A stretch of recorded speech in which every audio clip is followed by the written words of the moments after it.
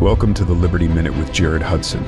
Jared is a former U.S. Navy SEAL sniper and is the founder and current CEO of Covenant Rescue Group.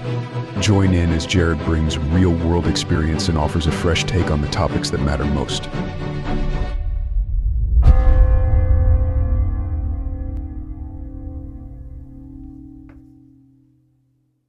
Hey guys, Jared here, bringing you your Liberty Minute. And today we're going to talk about the Fourth Amendment. But something funny, before we get into the Fourth Amendment, I met a guy at an event I spoke at, a couple days ago, and he said, hey man, I love the Liberty Minute, but you talked for like 15 or 20 minutes on these things. I said, I think the last one with the Third Amendment, it was great because it was short and sweet, but it was 12 minutes long. It's not really a Liberty Minute. It's more like a Liberty 12 minutes. And so I guess the Liberty Minute is just the name that you're going with, but I am going to talk for somewhere between 10 and 20 minutes trying to explain the amendments to you as we go through the Bill of Rights. And then when we're done with this, right, just the first 10 amendments, the Bill of Rights of the U.S. Constitution, when we're done with this, we'll get more into things that are happening now in the moment, right, whether it's, things that are in the media narrative, things that are happening in politics or around the world. There's been some crazy stuff going on just over the past couple of days. One, with our politics getting ready for an inauguration coming up. Two, with a possible peace deal between Israel and Hamas. That's huge with what's going on there. I've spent a good bit of time working with the Israelis, and us and our organizations supported overseas, going and working against Hamas, working obviously in conjunction with our Israeli counterparts, trying to get the hostages back and all this stuff. And it seems like there's some crazy peace talks going on right now, and maybe even a ceasefire that they've agreed upon. So there's a lot of things going on in our world and in the media narrative and just in actuality. And we're going to talk about those as we get in the future. And it'll always be 10 to 20 minutes, right? But we're just going to call it the Liberty Minute, I guess, because that flows better off the tongue. But today in the Liberty Minute, we're going to cover the Fourth Amendment. And it's the right of the people to be secure in their persons, houses, papers, and effects against unreasonable searches and seizures, and this shall not be violated. And no warrant shall issue, but upon probable cause, supported by oath or affirmation, and particularly describing the place to be searched and the person or things to be seized. Now, when this was written, they didn't have a law enforcement infrastructure like we have now in the United States. Where they didn't have a lot of police departments, sheriff's offices. Sheriff did exist, but it was in a different capacity than what we see now. I would argue, as a law enforcement officer myself, that we live in a police state. That's not a good thing. I believe that there's a lot of things that law enforcement does. Again, as a law enforcement officer, both state and federal, as a federal TFO, I believe there's a lot of things we do that are unnecessary. That are really symbolism without substance, for lack of a better word. And that's something that that's the way that I view it, and I like to talk about it. However, there is the aspect of law enforcement that has to be, just because our society, our culture has grown so much and is so interconnected. Whenever anything grows, and if you look at all the way back in the Old Testament, the Tower of Babel, God comes to earth and he says, hey, we're going to have to confuse their language, because if they continue, there's nothing that'll be impossible for them. Talking about man, ultimately mankind being led at the time by Nimrod, who was a mighty hunter before the Lord, as the Bible described it, and really kind of means that he was a mighty hunter in defiance to the Lord. He was actively in defiance to God, and he became a mighty man across the earth, and he started building the Tower of Babel, a ziggurat to get to heaven, with the ultimate goal of making it to heaven, humans going to heaven and killing God. That was kind of just the overall story behind it. You can read it in the Bible, read it in the book Yasher, a Jewish or a Hebrew text, and some other Hebrew stories about who Nimrod was. The reason I bring that up is because God says there's nothing that'll be impossible for him. And what that actually translates to mean is there's no amount of wickedness that they will not be able to accomplish. And that's something that's a pretty heavy accusation to level against humans. Me as a Christian man, I believe it. There's none righteous, no, not one. We see that from the scriptures. We see that all have gone astray. Everyone's turned his own way. And that is us. None of us are doing what we're supposed to do. God tells Cain in Genesis chapter 4, he says, don't you know if you do what is right as well with you, but if you don't, sin is laying in wait at your door, and its desires for you, sin's desires for you, and you should rule over it.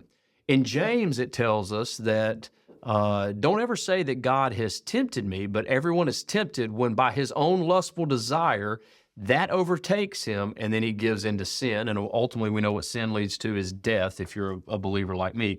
So the reason I say that is a police state is our way, and oftentimes God's way in putting those powers. You know, it says the government doesn't bear the sword in vain, to keep the unruly or the sinful behavior of humans in check. So there is a good thing behind that because we are not good. Everything we do is evil, all the way back to the Tower of Babel. There is no amount of wickedness that they will not be able to accomplish if we don't confuse their language and split up the world.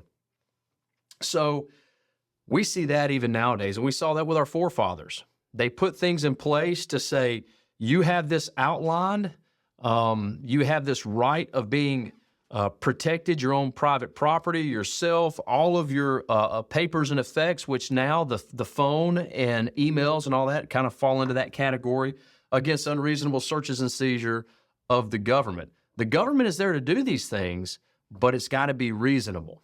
And the way that we know it's reasonable is when you're going after those who are shysters or grifters in society who are going to try to take away your right to life, liberty, and pursuit of happiness. So it's important for us to understand that. It's not bad that the government has the right to come in and search and take your things, but there are specific things outlined before the government has that right. And that's the important thing behind the Fourth Amendment. It doesn't outline your right. It says that you already have this. You have the right to be secure in your persons and all your things, whether you're driving your car or in your house or wherever you're at. You have the right already given by God. This is a line drawn in the sand for the government that says you can search and you can seize and you can take these things. However, there are certain things that have to be put in place to make that happen. And that's what's important about the Fourth Amendment. And really all of the Bill of Rights is a limitation of government, not a permit for you to do what it outlines. You already have this right. You don't need a permit. It's just written down to tell the government you can't overstep this line. And so we see this. I use this a lot in law enforcement as protection against unreasonable searches and seizures. We have privacy in our personal lives, homes, and possessions. I think we talked about this in the last Liberty Minute. A lot of people will say, oh, I have nothing to hide. That's not the point. It doesn't matter that you have nothing to hide. There's no reason for the government to come in and take it. I'm vehemently opposed to the FISA warrant process. I wish some of our elected officials would have voted differently on it. I know Coach Tommy Tuberville, our Senator Tuberville, voted against it. And I asked him at an event we were at, I just said, hey, why did some people vote for this, but you voted against it? He said, man, I didn't need to hear all the legal and all the attorney jargon. All I know is when I look at it, what they're doing is illegal. It's illegal. It's against the law. It's against the Constitution. So I don't need to hear anything else. If it's illegal, we're just not going to do it. And I really respected that because that is important for us when we're trying to protect ourselves from government overreach. And we've seen it happening over the last, definitely the last few years, probably even longer than that. The government authorities cannot conduct a search or seize property without sufficient justification, right? Now, that justification comes from warrants, right? You got to have a warrant, but that warrant can't be issued unless you have what? Probable cause, not reasonable suspicion. Probable cause is the standard that has to be issued by oath or affirmation, and most of the time that's going to be of a law enforcement agent who's enforcing the laws of the land, particularly describing the place to be searched or the person or the things to be seized. Now, what's important about this, let's say the police have a search warrant for your house because you stole a cell phone. They can't look in places in that house that a cell phone can't hide, right? That would be a good example. They can't look for places where we can look in drawers, we can look, in all of that sort of places. We can look in the pockets of clothes and all that. But if they have a search warrant for a person, Can a person hide in your pockets? No, then they can't search your pockets. Can a person hide in a desk drawer like I've got right here? No, then they can't search a desk drawer. So it has to specifically outline the things that are supposed to be seized, or the persons that are supposed to be seized, and particularly describe the places to be searched. So another, for instance, if they have a warrant for a specific person at a specific address, they can't go next door with the same warrant and use that to enter that address, unless, of course, they see the person they're looking for run into that address, right? Because, again, that would be probable cause that they're in that home based on the oath of affirmation of what they saw. So as you look at this, there's a lot of requirements that government has to meet to look at your stuff, to go through your stuff, to show up and ask you about, anything that is your own private information. The requirements for warrants, we just talked about it, probable cause, which is a belief based on facts that a crime has been committed. So that's the other thing. A crime has to have been committed. I can't just believe that, that you were here at this time on this day. That's not it. I have to believe a crime has been committed, and I have to have facts that draw me to you as an individual. The warrant issued by a judge or magistrate is generally what's required. The specificity of the warrant we just talked about, again, the location, the person, or the items to be seized. And what this does, it prevents the overly broad, intrusive searches into your life, like we saw President Trump go through, last year or 2 years ago now when they raided Mar-a-Lago. I'm not saying that is a perfect fix. There are plenty of judges out there that are clowns that shouldn't be judges, that will do things for political gain. They are politicians. Judges are elected, and that does become a problem. However, it's at least a checks and balances sort of thing. The exemptions for warrant requirement. Now, say, hey, we don't have to have a warrant, but we got probable cause to move further. And this is where hopefully the rubber will meet the road with you as an everyday citizen, and you know that you have these rights already given to you by God. You don't have to, this is not a permit for you. This is something you already have. So certain situations will allow searches and seizures without a warrant, the first of which being consent. Something I tell everybody as a law enforcement officer, don't talk to the cops. One, police can lie to you, but you can't lie to them. If your story changes multiple times, which sometimes it does, especially if you're nervous or you've never been in trouble before, you don't know why, just don't talk to the cops, because they'll roll you up for no reason at all. Look at General Michael Flynn and what he got rolled for with the FBI. Absolutely ridiculous, but he got rolled for lying to FBI agents because his story changed somewhat between the time that they talked to him, just talking to him in the White House, and then when he was actually brought in to be interviewed. So don't talk to law enforcement officers. They'll try to gain consent. I do it all the time, and it's if you gain consent, that's essentially waiving your rights. Something that happened with a lot of the January 6 riders. I was talking with Congressman Palmer about this. He's our 6th district congressman where I live at. And he said that a lot of the January 6 riders, when the FBI or whoever was showed up to their house, they waived their rights and they started telling stories. And that, in turn, is why the system was able to be used against them. And then they were ultimately jailed for, stuff that is stupid. And I say January 6 riders tongue-in-cheek because we're finding out now that it wasn't a riot, that it was put on by the feds. And then people rolled up by the feds, waived their rights, or quite a few of them did. Don't waive your rights. Don't talk to law enforcement, especially if they show up to your house without your attorney present, because you have the right to attorney, and that is important, especially if you haven't done anything or there hasn't been a crime committed that you know of. Now, obviously, we got the plain view doctrine. So me as a law enforcement officer, if I see drugs or anything that I know that is against the law in plain view, I look in your back seat, in a traffic stop. I just look through the window and I see a severed head back there.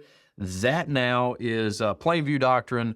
I can start a search based on the plain view doctrine if any illegal items are in sight. I'm not saying I totally agree with that, because you can pretty much come up with any illegal item you want. One little half burnt, joint or an open alcohol container that might not even be yours. If you're driving in a vehicle, that's enough for me to be able to get search your vehicle or whatever based on plain view doctrine.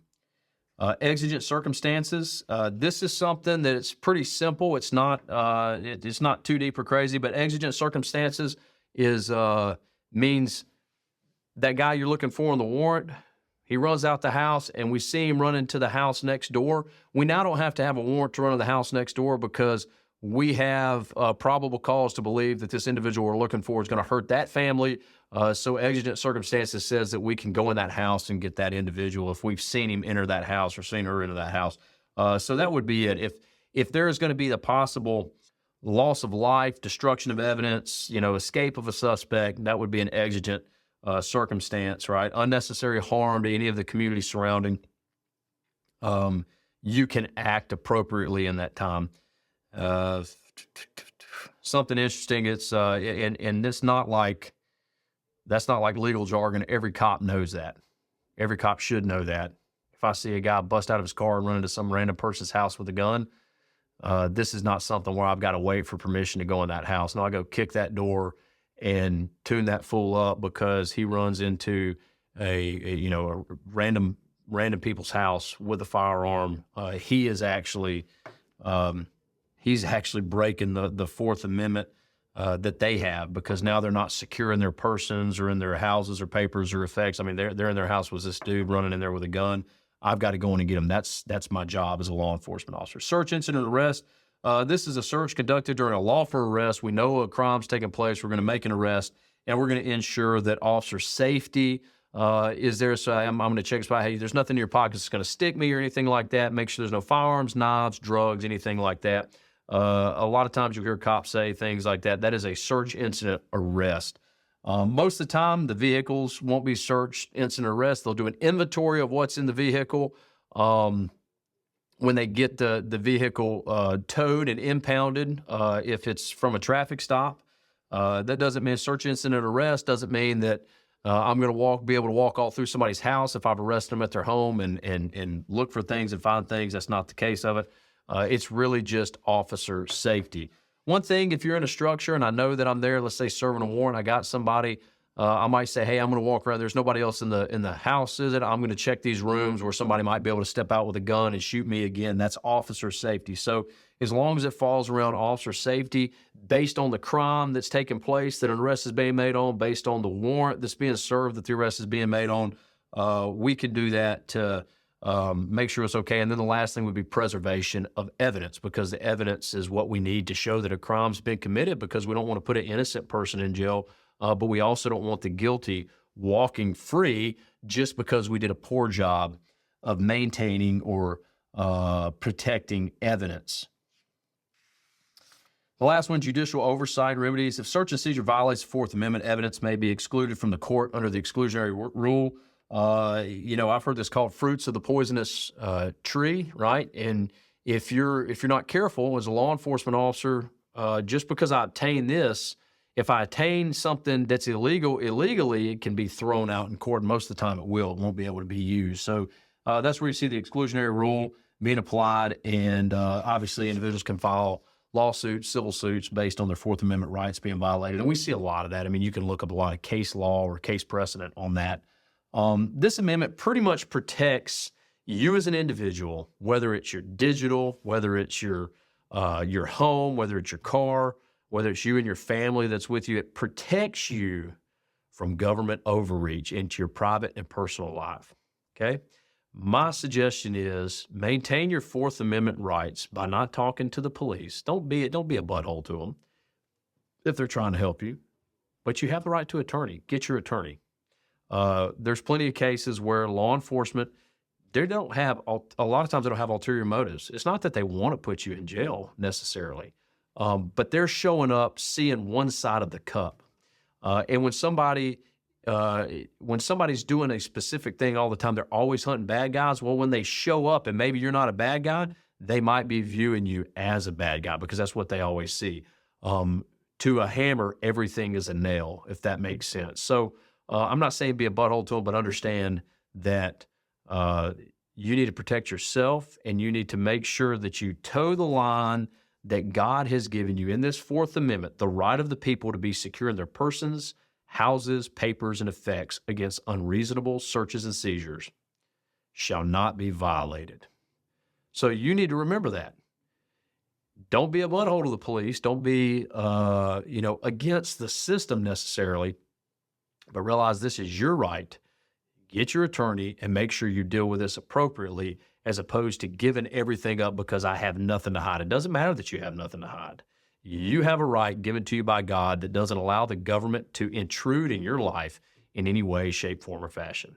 For us as law enforcement officers, we have the right to uphold and protect this, and I'll be honest with you, most of my buddies in law enforcement, they do. We're very cognizant of the Fourth Amendment, and we want to make sure that we do it appropriately. And if you're out there as a law enforcement officer, I encourage you to spend time studying the Fourth Amendment and understanding that these are your brothers and sisters, citizens of the United States of America, and you are here to uphold and protect this, and this is the line that you can't cross for the citizens of the country. And that's your Liberty Minute for today.